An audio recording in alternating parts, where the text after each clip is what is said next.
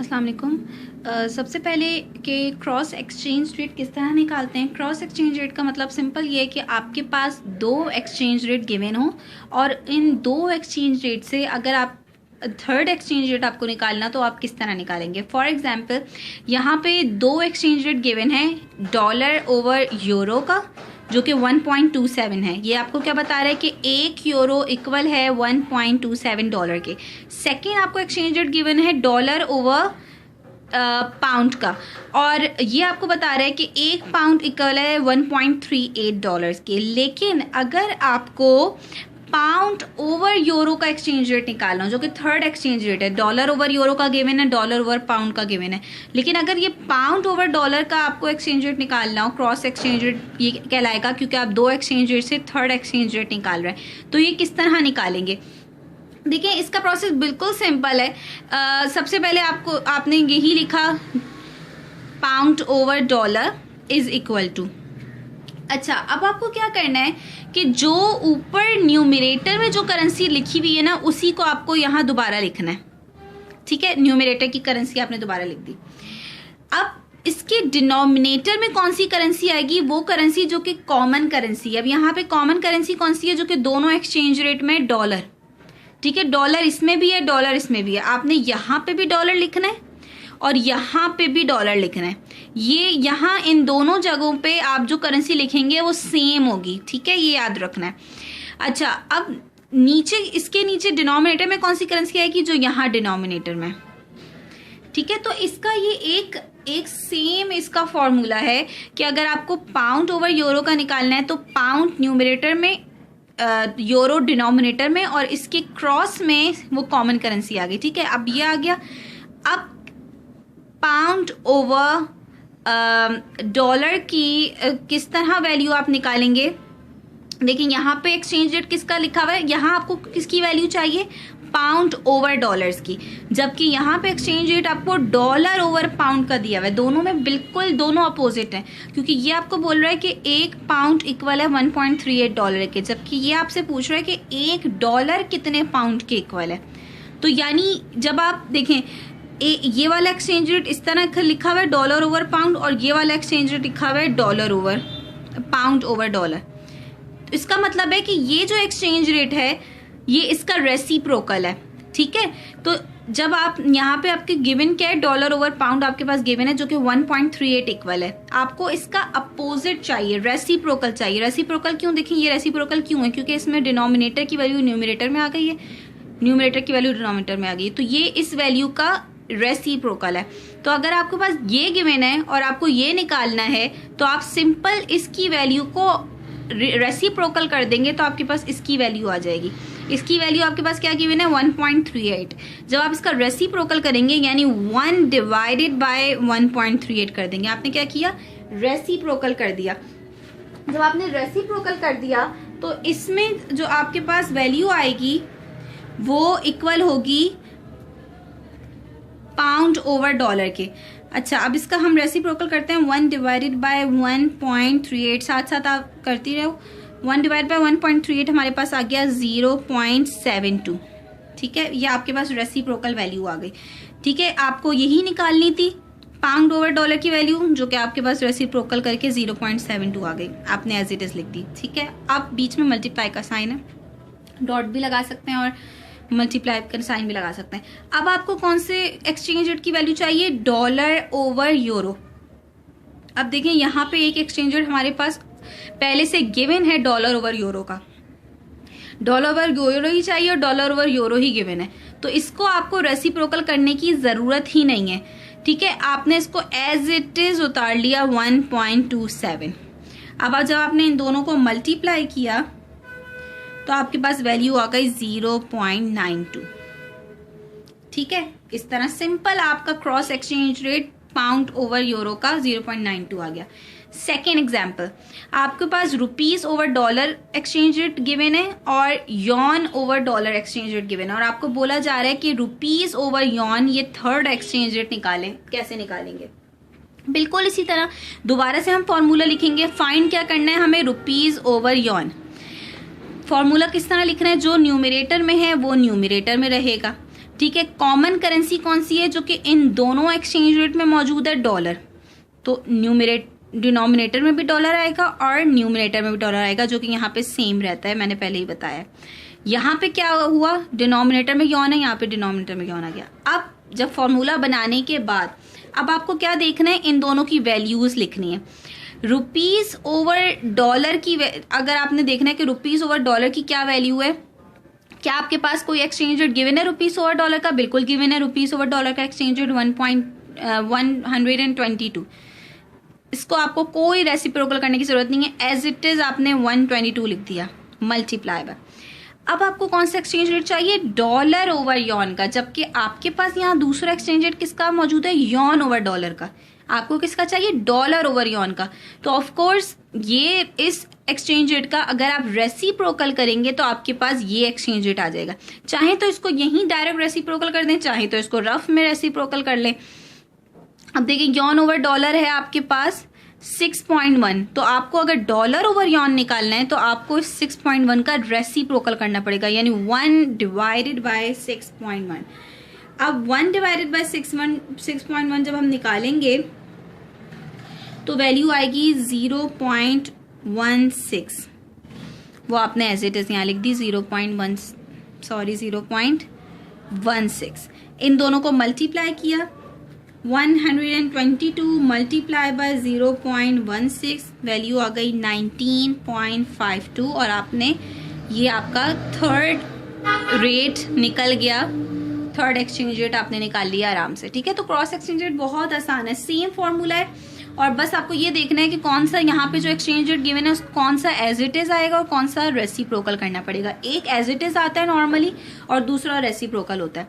बिल्कुल इसी तरह अगर अब हमारे पास जो दूसरी चीज़ है वो है triangular arbitrage. Triangular arbitrage basically होता है क्या, जब हम आर्बिट्रेज हम 2 रेट से भी निकालते हैं, 3 रेट से भी निकालते हैं। 2 रेट से निकालने का मतलब ये है कि हमारे पास 2 एक्सचेंज रेट मौजूद हैं और हमें जैसे 1-2 जगहें हैं, न्यूयॉर्क और फॉर एग्जांपल कोई भी दूसरी जगह ले लें, पाकिस्तान ले लें, चलें यूएस और पाकिस्तान ले लें। यूएस में डॉलर जो है फॉर एग्जांपल वो चीपर है और पाकिस्तान में एक्सपेंसिव है, तो आर्बिट्रेज प्रोसेस किस तरह होगा, जहां चीपर है वहां से लोग खरीद कर करेंसी को एक्सपेंसिव जगह पे बेच देंगे, और उसके बीच में जो उनको प्रॉफिट होगा वो उनका आर्बिट्रेज प्रोसेस होगा।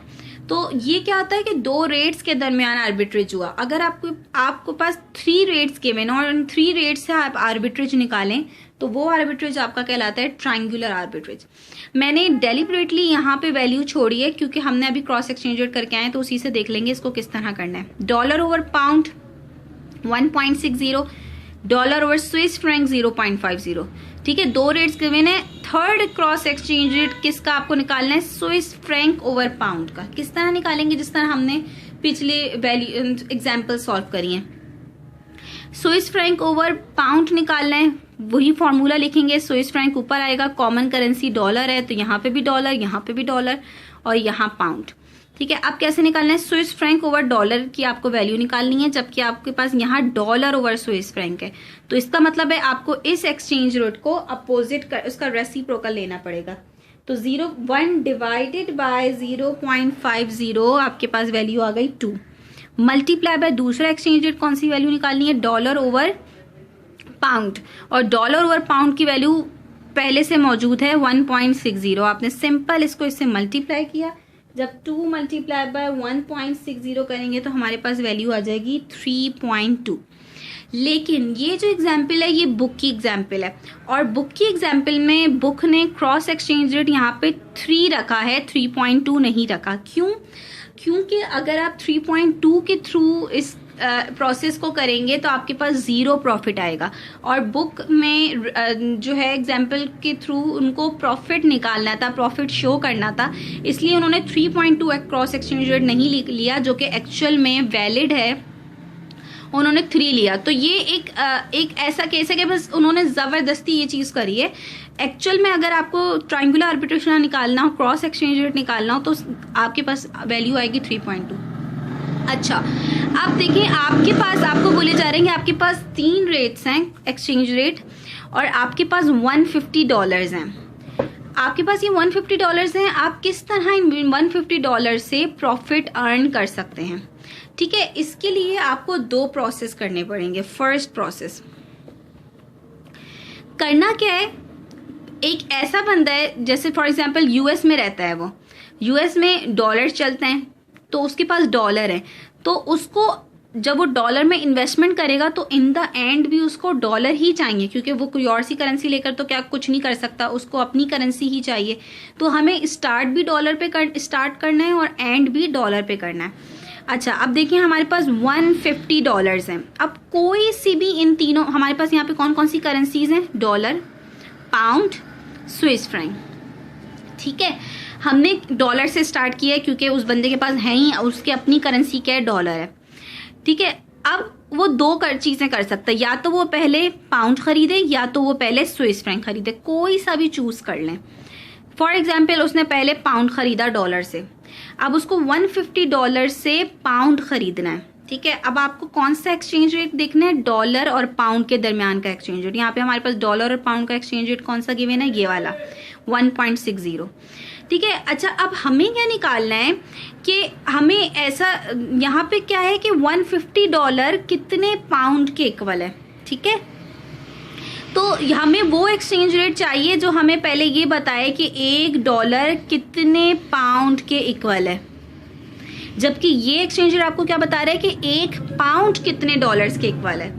समझ में आ रही है बात? तो ये 1 पाउंड कितने डॉलर्स के इक्वल है ये बता रहा है, जबकि हमें क्या मालूम करना है कि $1 कितने पाउंड के इक्वल है।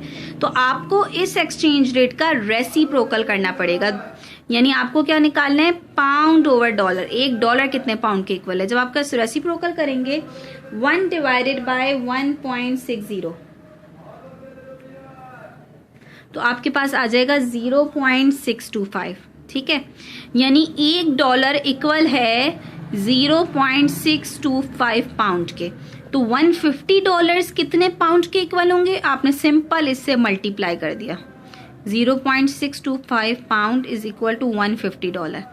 ठीक है, $1 इतने पाउंड के इक्वल है, तो $150 कितने पाउंड के इक्वल होगा, आपने इसको मल्टीप्लाई कर दिया। तो मल्टीप्लाई किया, आपके पास आंसर आ गया 93.75, यानी आपने डॉलर को पाउंड में कन्वर्ट कर दिया। आपने $150 से इतने पाउंड परचेज कर लिए। अब दूसरा स्टेप क्या है, आपने एंड जो है वो किस पे करना है, डॉलर पे करना है। लेकिन अभी आपकी एक और करेंसी भी रहती है, यानी पाउंड के अलावा आपकी सेकंड करेंसी क्या है, स्विस फ्रैंक। ठीक है, अब आप क्या करेंगे, इस पाउंड से परचेज करेंगे स्विस फ्रैंक।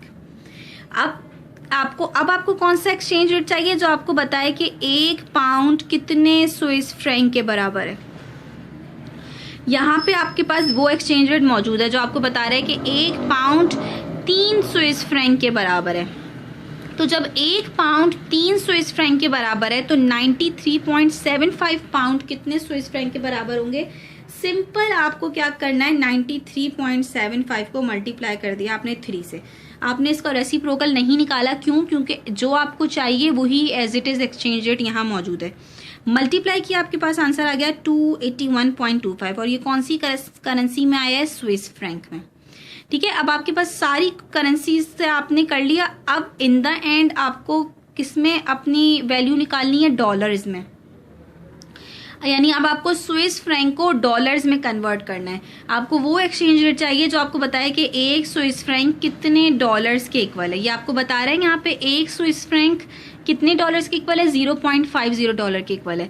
तो 281.25 स्विस फ्रैंक कितने डॉलर्स के इक्वल होंगे, कैसे निकालेंगे आप, 0.50 को मल्टीप्लाई कर दें 281.25। इसका भी आपने रेसिप्रोकल नहीं किया क्योंकि एज इट इज आपको जो चाहिए एक्सचेंज रेट वही मौजूद है। तो 281.25 मल्टीप्लाई बाय 0.50 आपके पास आ गए 140.625। ठीक है, आपने स्टार्ट किया था $150 से, जब आपके पास $150 थे, और इन द एंड जब आपने ये पूरा प्रोसेस किया तो आपके पास कितने आए, $140, यानी $10 आपकी कम हो गए इस प्रोसेस के थ्रू। यानी ये प्रोसेस अगर आप करेंगे तो आपको लॉस होगा। कितना लॉस होगा, $150 माइनस $140.625 जो क्या इन द एंड आपके पास आए। इनको आप माइनस करेंगे तो आपको पास आ जाएगा 9.375 का आपके पास लॉस आ रहा है, ठीक है, क्योंकि शुरू में आपके पास ज़्यादा पैसे थे, इन द एंड आपके पैसे कम हो गए। सेकेंड प्रोसेस आपको पता चल गया इस प्रोसेस से आपको लॉस हो रहा है, अब आप दूसरा प्रोसेस करें। यानी पहले आपने यहाँ डॉलर से पाउंड खरीदा था, अब आप डॉलर से पाउंड ना खरीदें, अब आप डॉलर से स्विस फ्रैंक खरीद के देखें कि उस प्रोसेस से आपको फ़ायदा हो रहा है, प्रॉफिट हो रहा है या नहीं। दोबारा से आपने वही $150 से स्टार्ट किया, $150 से अब आपको खरीदने हैं स्विस फ्रैंक। यानी आपको ऐसा एक्सचेंज रेट चाहिए जो आपको बताए कि $1 कितने स्विस फ्रैंक के इक्वल है।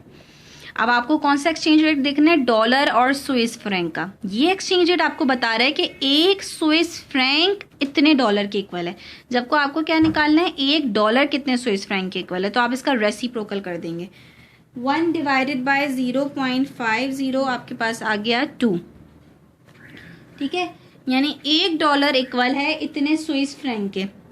तो आपने क्या करना है, सिंपल 150 मल्टीप्लाई बाय 2